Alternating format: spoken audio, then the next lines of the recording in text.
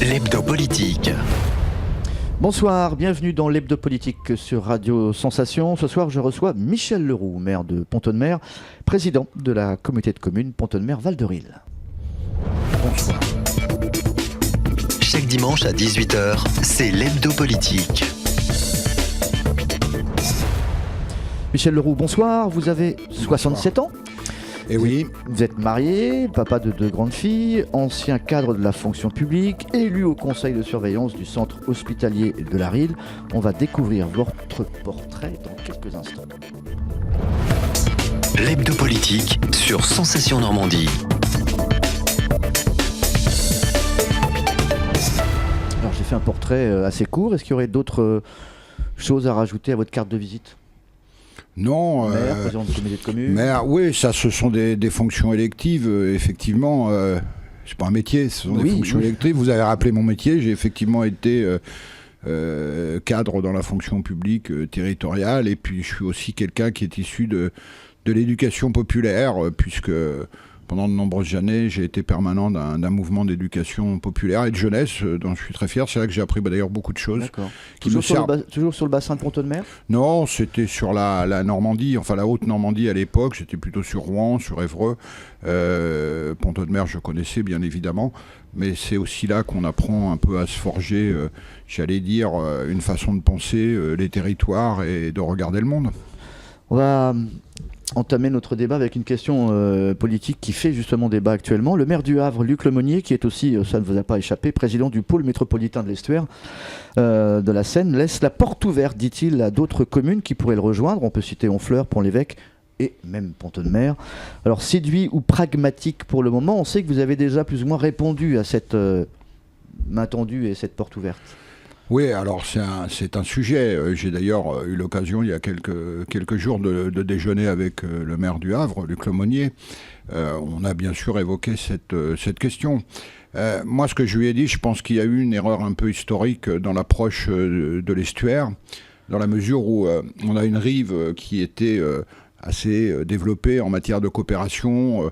Je pense le Havre, tout le secteur de Port-Jérôme, Notre-Dame de Gravenchon, Lillebonne, Bolbec, Fécamp, tout ça, c'était quand même une zone qui s'est un peu organisée pour diverses raisons. Mais en tout cas, c'était un espace qui se parlait. Nous, sur la rive sud de la Seine, personne ne nous a fait dialoguer entre nous. Depuis, effectivement, j'allais dire que le monde est monde, c'est-à-dire qu'on n'a pas eu de construction, j'allais dire, pour développer sur le sud de l'estuaire une identité qui, à un moment donné, aurait pu effectivement rencontrer celle du nord de l'estuaire et former quelque chose. Donc, aujourd'hui, ma position, et ce que je lui ai rappelé, c'est que, bien évidemment, l'estuaire est fondamental pour nos territoires, mais il faut nous donner un peu le temps de construire avec ceux que vous avez rappelés. J'étais encore avec eux il y a la semaine dernière, c'est-à-dire Cabourg-Pays d'Auge. Pont-l'Évêque ne serait pas opposé à y aller ? Pont-l'Évêque aujourd'hui ne souhaite pas y aller dans les conditions qui sont proposées. Mais ce que je veux dire, c'est il faut qu'on soit encore une fois dans, non pas de la construction administrative, mais qu'on soit dans de la construction de projets. La cohérence de territoire. Et de la cohérence de territoire et qu'on sache de quoi on se parle. Et vous coopérez déjà, on peut le rappeler, avec le pôle sur l'hôpital. Oui, l'hôpital de Pont-Audemer, la direction est commune avec avec Monod, donc le centre hospitalier du Havre. Moi, ça me va très bien, c'est parfait. J'aime beaucoup travailler avec l'AURH, l'agence d'urbanisme de la région havraise. On travaille avec eux, là, on signe une convention cette année avec eux pour travailler. Donc, moi, j'ai pas de rejet du Havre. Simplement, quand on se construit ensemble, il faut savoir ce qu'on construit. Et aujourd'hui, ça manque un petit peu de lisibilité. Pas de la faute du Havre, mais aussi de notre responsabilité de ce côté de la Seine. Est-ce que le pôle d'équilibre territorial et rural du Pays Rille-Estuaire a été une belle aventure ? Ça s'est concrétisé ? On en est où là ? Il a de toute façon été liquidé, entre guillemets, il y a quelques semaines. Je crois que, oui, moi je pense que c'était un bel outil. Malheureusement, il n'a pas fonctionné pour diverses raisons. Je pense que tout ça, ce sont des questions de gouvernance.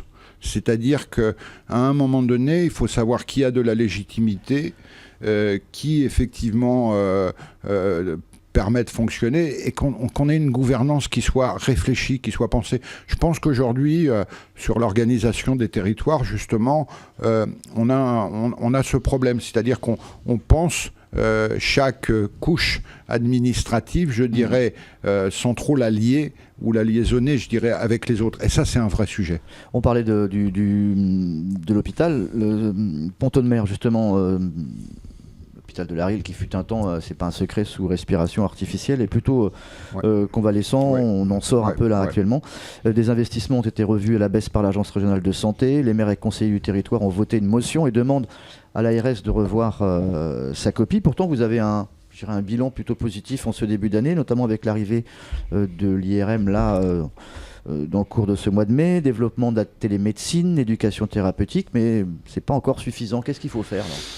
Écoutez, sur l'hôpital, moi je me réjouis de son état de santé général. C'est un hôpital aujourd'hui qui a été sauvé, qui a été reconditionné.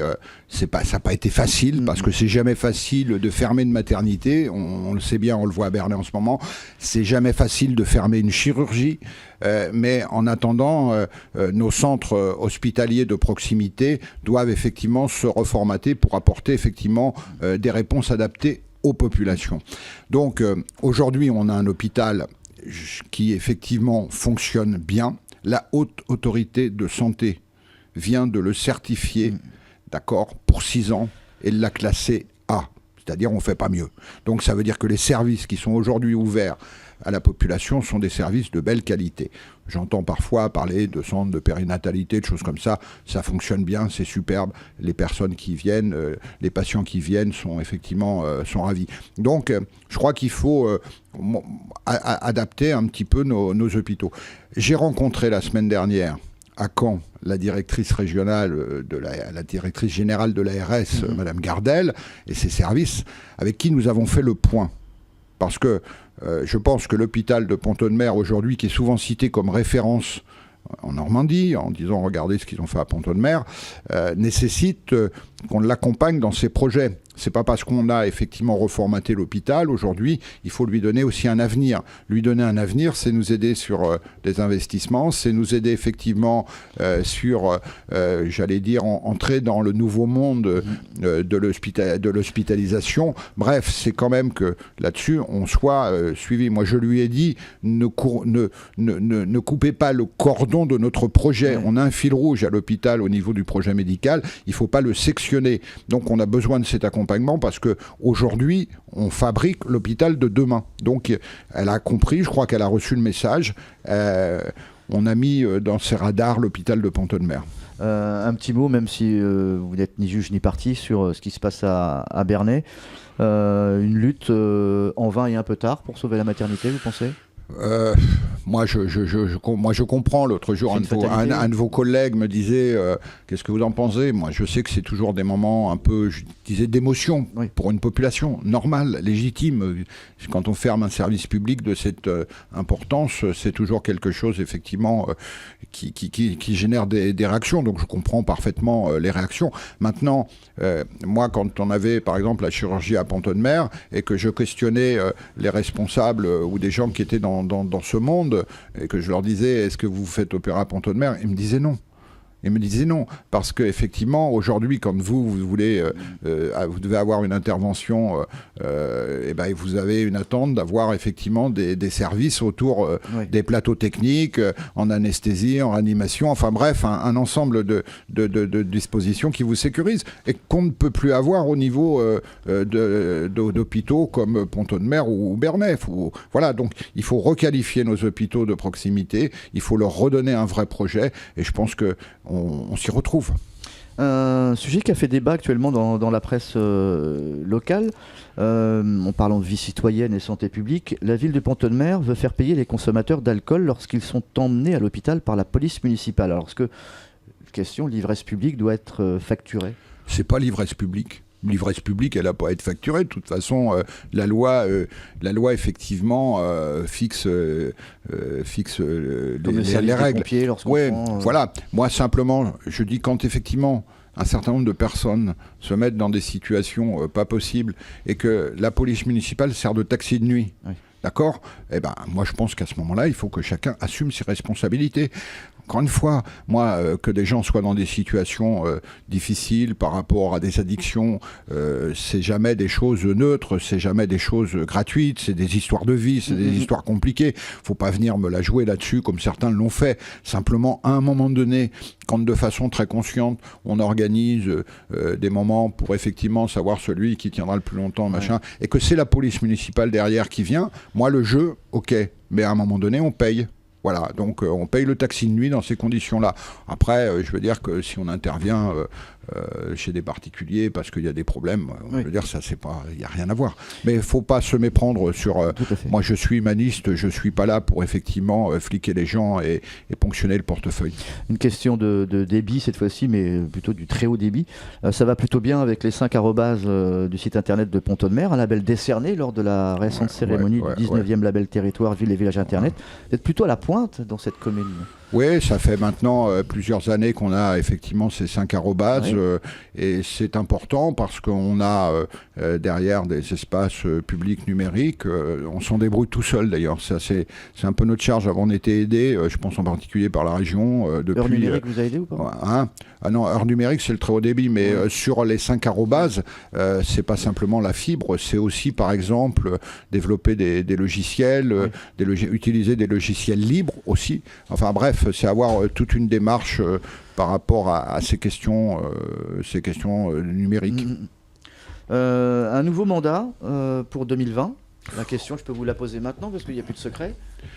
Ah ben moi je sais rien, j'en sais rien. Pour 2020, pour l'instant, on est en 2018-2020, c'est dans 2 ans. Et je trouve que dans ce pays, on précipite un peu les choses. C'est-à-dire qu'on est toujours en train de se poser des questions. Moi, j'ai déjà répondu. Certains vont partir en campagne dès la rentrée. Là. Ah, mais il y en a même qui sont déjà en campagne. Donc, qui prennent le temps. Faut pas non plus casser les pieds à nos concitoyens et qui soient toujours en train de voir des gens en face d'eux qui sont en campagne.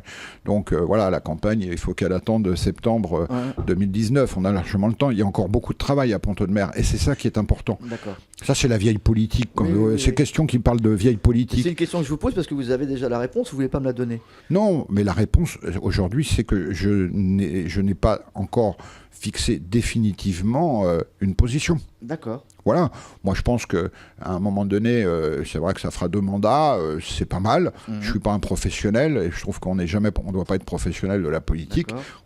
C'est pas un métier, c'est une fonction élective. On y va ou pas? Donc, on verra. Voilà, vous ne me sortirez pas les verres du nez là-dessus. En plus, je vous le dis avec sincérité, pour l'instant, j'en sais rien. J'ai répondu, ça dépendra du contexte. Okay. Je pense que j'ai une relation assez proche avec la population de Pont-Audemer.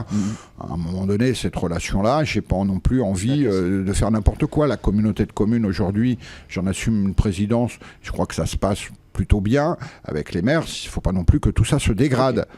D'accord, donc le nom d'Alexis Darmois, on l'oublie. Ah si, Alexis fait partie des jeunes qui aujourd'hui, qui montent, je ne sais pas si en politique on monte ou on descend, il y a les deux, c'est l'ascenseur. En tout cas, c'est quelqu'un qui a un vrai potentiel, Alexis, pour effectivement envisager de prendre des responsabilités un jour en matière de gestion des territoires. Et éventuellement dans le cas où vous ne repartiriez pas, mais on n'en saura pas plus. Peut-être. D'accord. Voilà. On passe tout de suite à la deuxième partie de cette émission. L'hebdo politique. Comment réaménager les quartiers de Pont-Audemer pour qu'ils soient adaptés à un nouveau mode de vie des habitants? Une étude est menée actuellement par l'Agence nationale de rénovation urbaine, je crois qu'elle est même quasiment terminée, enfin elle va être lancée dans le cours du mois, dans les quartiers, elle devra durer plusieurs mois, jusqu'à la fin de l'été. Comment ça se passe là au niveau de ce qu'on appelle l'ANRU, les nouveaux plans Borloo, etc. Est-ce qu'on en a trop fait, pas assez? Écoutez, sur ce point-là qui est un point essentiel, aujourd'hui, tout à l'heure je vous parlais de l'hôpital avec une vision, nous avons besoin sur un territoire comme Pont-Audemer, la ville, voire la communauté de communes, d'avoir une vision de ce territoire et de savoir où on va et comment on se projette. Je dirais que les questions qui touchent à l'aménagement d'espace, à l'organisation des logements, à l'amélioration des logements, tout ça est fondamental, tout ça est essentiel. On a beaucoup de logements sociaux sur Pont-Audemer et moi je me réjouis de la relation qu'on développe avec certains bailleurs sociaux, malheureusement pas tous, parce qu'on voit qu'effectivement que c'est un facteur de bien-être pour la population. Oui, on a des réflexions aujourd'hui importantes sur ces questions d'aménagement, mais je vais vous dire quelque chose. On ne peut pas se contenter de parler de l'aménagement de l'espace, il faut aussi qu'on soit clair sur ce qu'on veut que vivent nos concitoyens ou ce qu'on doit leur offrir. C'est-à-dire que l'aménagement spatial d'un territoire est bien, l'aménagement social du territoire est une nécessité. On ne peut pas concevoir, par exemple, on travaille sur un PLU intercommunal sur la Comcom de Ponto-Val-de-Ril, on ne peut pas concevoir, si vous voulez, d'avoir une simple réflexion spatiale, même si derrière elle induit des comportements, des circuits, de l'utilisation de foncier. Mais à côté, on mène également une réflexion, d'ailleurs, avec la CAF sur le projet social de territoire. Parce que ce sont deux colonnes vertébrales, j'allais dire, qui sont indissociables. L'urbanisme, c'est avant tout pour moi de la sociologie. Jean-Louis Borloo, qui doit remettre un rapport, je crois, au gouvernement là, ces jours-ci, disait qu'il fallait un véritable plan Marshall pour les banlieues, etc., qu'il fallait un général Patton pour refaire quelque chose de cohérent, pour remettre de la mixité et surtout remettre de la vie dans les quartiers. Oui, nous, si on est dans les quartiers politiques de la ville, c'est surtout parce qu'aujourd'hui, on a effectivement des populations. Je vous rappelle que les derniers critères pour être éligible au quartier politique de la ville, c'était les ressources par ménage. Oui. Donc on a sur Pont-Audemer des quartiers où les ressources par ménage sont faibles. Oui. C'est une vraie réalité. Néanmoins, en matière de vivre ensemble, en matière de bien-être, ça a toujours été notre préoccupation. Et voilà. Et donc, il n'y a pas forcément de sujet aussi marqué sur les discriminations, sur les conflits que dans certaines banlieues dont on entend parler, comme récemment encore à Toulouse. La dernière convention signée avec la région, l'État, la CAF, je crois, et les bailleurs sociaux, doit aller dans ce sens, ce que vous disiez récemment. Oui. Il y a un protocole qui a été signé entre la communauté de communes, le département et la région pour 22 millions d'euros. Donc le territoire est plutôt bien loti. Un peu bien loti, il faut voir. Hein. Faites le calcul par habitant. Moi, je trouve. Oui, non, mais moi, par exemple, là, je construis un cinéma. Je suis, je dirais, moyennement suivi, moyennement aidé. Je trouve qu'on construit un équipement qui a une vocation pour 60 000 habitants. La ville porte ça seule, fait l'effort. Moi, je trouve que, ok, hein, l'État met 1 million, la région met 1 million, le département 600 000. Moi, je trouve qu'on est loin du compte. Hein, je le dis. Et quand je vois effectivement d'autres territoires aussi qui signent des contrats avec la région et le département, voilà, faites le compte par tête de pipe, hein, vous verrez qu'on est loin du compte. Je crois que Rodolphe Thomas, qui est en charge de la politique de la ville dans la région, a dit qu'il vous aiderait. Il va peut-être débloquer des enveloppes supplémentaires. Vous savez pas. On verra. Non, mais moi, la région me va bien. Moi, je suis pas dans des situations il n'y a pas de polémique, mais... Non, mais tout à fait. Moi, j'ai pas d'opposition. Hervé Morin, je sais, quelqu'un avec qui je dialogue assez facilement. C'est quelqu'un qui, effectivement, connaît bien le territoire. Donc, il n'y a pas de souci. Mais je pense qu'à un moment donné, il faut aussi nous accompagner un peu plus parce que, encore une fois, Pont-Audemer a une fonction de centralité essentielle, forte, et on doit faire un effort plus que d'autres. Et aujourd'hui, cet effort plus que d'autres, il n'est pas toujours reconnu. Pour remettre un focus sur Pont-Audemer, c'est quoi? C'est l'immeuble Fécamp, c'est le quartier de l'Europe, etc. Il y a de l'urgence ici, là, dans les immeubles des années 60. Oui, il y a effectivement, je dirais, des urgences. Vous parliez l'immeuble Fécamp. Alors là, moi, je suis un petit peu fâché avec Eurhabitat sur ce dossier-là, parce que ça a été renvoyé aux calendes grecques.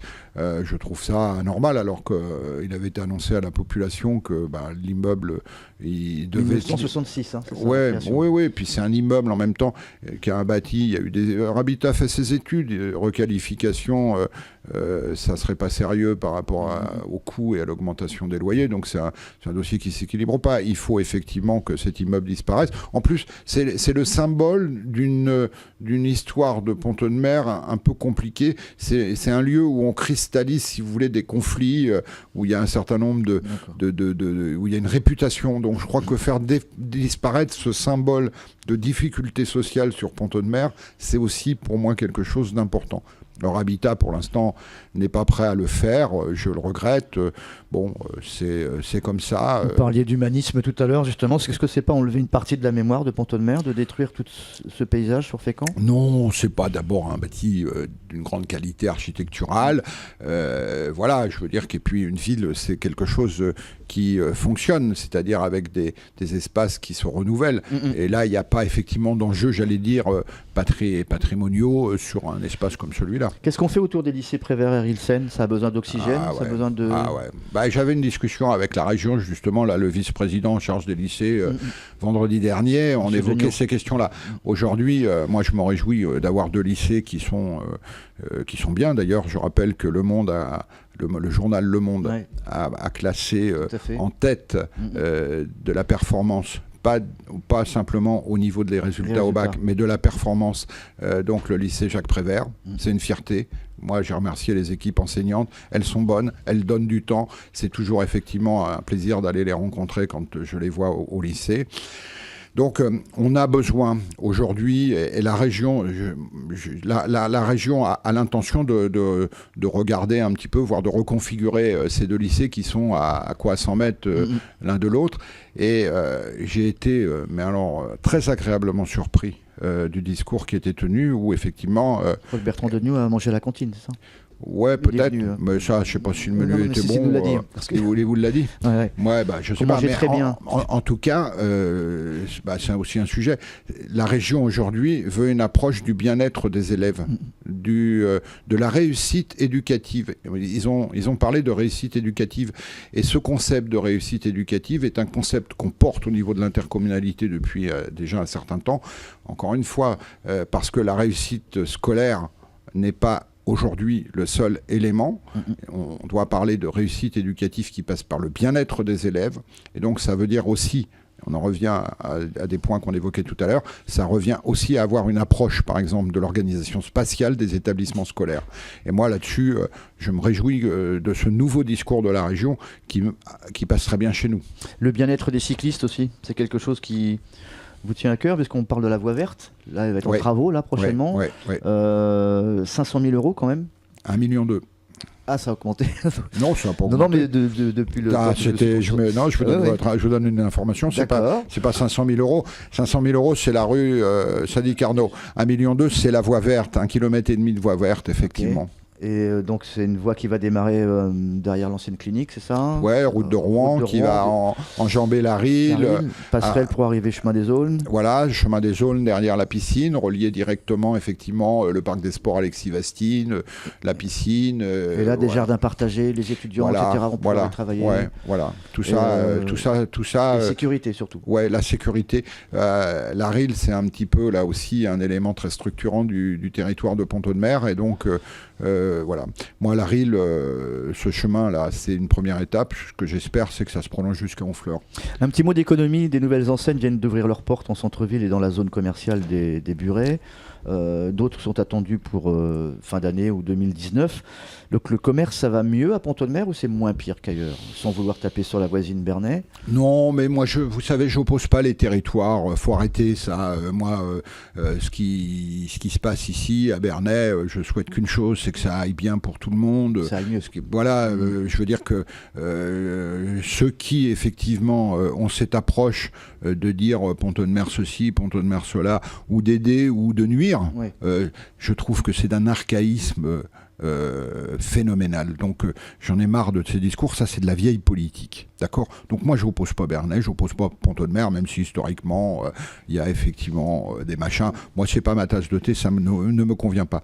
Bref, par rapport à ça, par rapport au commerce, oui, le commerce se tient, c'est fragile. Le commerce de centre-ville, ça reste fragile. On a la chance d'avoir effectivement des locomotives. On a aussi la volonté permanente d'y apporter une attention. Voilà. Moi, j'étais ce matin avec un de vos confrères, puisque le 14 mai, il y a à Pont-Audemer la conférence des territoires organisée par la région Normandie, là, donc les intercommunalités. Je crois que j'ai participé à une table ronde sur effectivement les centres-villes.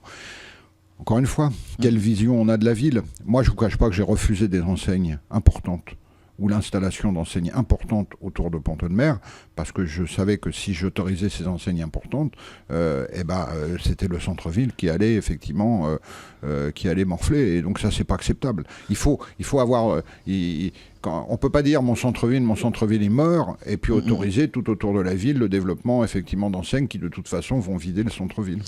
Un petit mot de sport, la course cycliste Paris-Camembert à Pont-Audemer, ce fut un pari osé. Depuis 2 ans, l'essai est transformé. Est-ce que ça vous donne des idées pour l'avenue du Tour de France? Pourquoi pas? Oui, on va se contenter de... pour l'instant c'est bien. Je veux dire qu'on a effectivement autour du sport 3 événements dans l'année. Hein. On a, vous le dites, Paris-Camembert, le vélo qui a marqué la. Hein. Vous avez un rallye? On a surtout le gala de boxe, parce que la boxe à Pont-Audemer c'est important. Là, on va avoir un championnat de France. Je crois que c'est le 8 juin prochain. Donc il faudra y venir nombreux. Et puis on a aussi le triathlon, qui était une magnifique épreuve. Donc on s'organise pour l'instant autour de ces 3 manifestations. Après, il y a effectivement un tas d'événements régionaux, départementaux qu'on accueille. Pont-Audemer est une ville d'accueil au niveau sport, au niveau sportif. Et là-dessus, je pense que ça contribue aussi au dynamisme. On va terminer avec un portrait culinaire et culturel. Mirliton ou saucisse au pommeau? Oh non, je préfère le mirliton, moi. Je préfère Enfin, j'aime tout, je suis un peu gourmand. Hermès ou le nôtre? Ah, Hermès, ça se mange pas, le nôtre, ça se mange. Laetitia Casta ou Piaf? C'est plutôt Laetitia Casta. Piaf, elle est de Bernay, Laetitia Casta, elle est de Pont-Audemer. Ok.